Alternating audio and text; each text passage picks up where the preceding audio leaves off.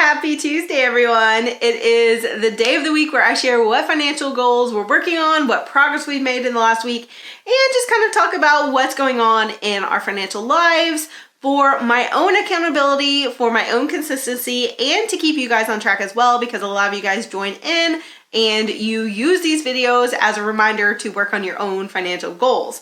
So today we're going to be talking about those goals. And honestly, I wasn't sure what else I wanted to talk about. Last week I talked about how I'm spending less, how I'm kind of like saving money in different ways and thrift shopping and things like that. And today, all I could write was seasonal depression, ? The days are shorter and the light is not as strong as it was in the summer. And honestly, I think my seasonal affective disorder is kicking in. This past week has been kind of hard. My family's also been sick. We've caught some germs from schools and such. So we've all like gone through the sickness, but I'm also just really recognizing the struggle is here. Frankly, it sucks. It makes everything harder. And that is something that is going to make my money situation harder over the next few months. It's going to make my spending and my tracking a little bit harder, because those are habits that I will not want to check in with and keep up with because they're so draining and I withdraw from things I normally like to do.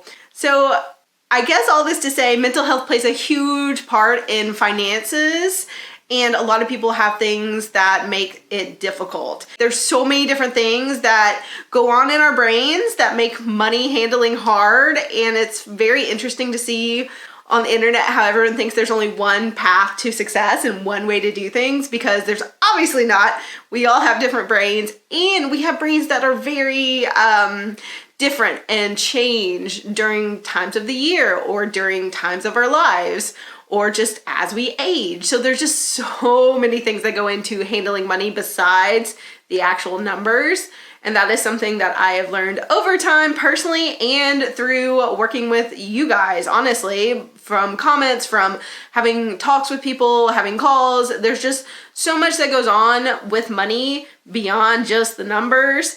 And that stuff is really important, but no one ever really talks about it, do they? It's just important to make sure that you're prioritizing your mental health, you're prioritizing the things that you need beyond just looking directly at the numbers. So that's all that I could talk about today, because that is just overwhelming my brain. So that's what's going on here. But what's going on in your life, let me know in the comments. And we will now look at the numbers, because I did make some progress on my financial goals, even though my brain was saying, don't do it. Okay, so first we are going to be looking at our Roth IRA, and that is my retirement account for the year 2023. I'm trying to put in $6,500. That is the maximum I can contribute to this account, and I'm trying to do so. I am following the chart that I made, the investing challenge. This is the $6,500 one. I do have a $7,000 one, which is the new amount for 2024. So if you're interested in the chart, I will link it down below. It is something that you can just print out or keep on an iPad or something and just follow along throughout the year. There is a bi-weekly and a weekly version. So if you're wanting to save $7,000 into your Roth IRA and invest that money, you can do it. But for now, we are trying to max out $6,500 for the year, and we are doing pretty well. Last week, we had a ending balance of $4,980, and then today I'm putting in $185, which is the biggest chunk of my money this week is definitely going toward the Roth IRA. I'm trying to finish that out, max that out. So $185 is going in, and that brings us up over $5,000 invested for the year into my Roth IRA. So that's really exciting. And that new contribution total for 2023 is $5,165. So doing good on that. Really excited about that. Think that's going well. And then I did get to color in my chart, so that's always nice. And I am coloring in the 185 bubble and moving on from that. And we are down to the last few weeks of the year, which is crazy, so crazy. But I can see on my chart, there's only a few things left. So a couple more, 2 more in November, and then 4 in December, and then we'll be done with the year. Oh my gosh. Okay, we'll be done with the year. It'll be great. So next we're going to move on to the house savings goal. So we have definitely gone through a lot of changes with this goal this year.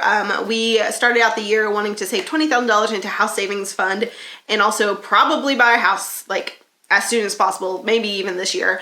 But that timeline has definitely changed, partly because rates went up, prices have not come down, and also because our life situation changed. So we are not planning to use this money anytime soon. So the money I have previously saved is being put into CDs and will just be sitting there earning as much as it can. But then we will be adding money to the goal overall to have money in a couple years to still buy a new house, but just not quite as soon. So this week we are going to keep contributing, and I have 2 transfers for this goal. So we are starting the week with $8,281.13. And then my first transfer is $29, and that is from some eBay sales, basically selling our stuff secondhand, so resell stuff. It's always nice to get a little bit money back from things you've already used, so the cost of you using them is not so high. It really lowers it, and someone else gets something nice. I buy secondhand stuff, so I'm always really happy to pass on my stuff as well and make sure that it's still nice stuff and it's worth the money that people are giving me. So $29 went into this goal, and then we also had $50 budgeted toward this goal, and I did put that in as well. So we're ending with a new balance today of $8,360.13. So we're still at 41%, which is fine. That's great. I'm excited to have 41% of this goal done, and that is for the $20,000 goal. I need to adjust it in so it says $10,000, because it's definitely a very different number percentage-wise when you're looking at $10,000 as your goal versus $20,000. But I still haven't done it just because I don't know. I just haven't done it. I feel like it's cheating if I change it, honestly. So let's look at the last goal, the last financial goal that we're working on. And that is basically where I'm trying to build up an investment account, a taxable brokerage account, equal to the mortgage balance on our home currently. So that's just a fun goal for me, trying to increase our net worth and increase our investments while also not necessarily paying off the mortgage, but having that money that we could pay off the mortgage if we wanted to. So the difference between those numbers last week was $90,330.18. And then our mortgage balance was $107,871.57.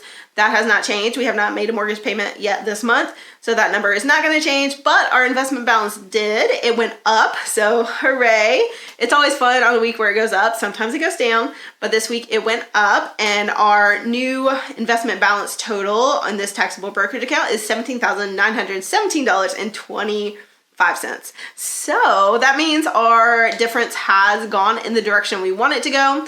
And now the difference between what we owe on our mortgage and what we have invested is $89,954.32. So that feels really good, and I'm happy about that. I think this goal is going to be a big one for us in 2024. One of my main goals in 2024 is to increase our net worth. I don't share our net worth on the channel here, but it's something I do personally track, and it's something that we want to kind of put an effort into for this next year and the year after that.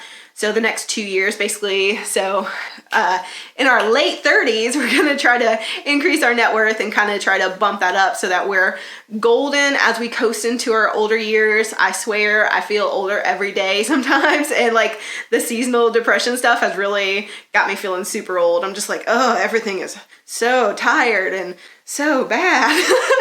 It's really not, but I know your brain can play tricks on you, and that is definitely happening to me. So I'm feeling pretty old and wanting to bump up all of the potential net worth nest egg I can so that we are golden when I'm older and definitely feel old and can't work anymore. Okay, Comment Club. So if we watch this far, type let's see, light down below. Type light down below. That's so random. But light is like one of the things I need the most to kind of combat what is going on in my body and the season changing. So just type light down below. And I will see you guys next week as we work on our goals together. See you guys then. Bye, guys.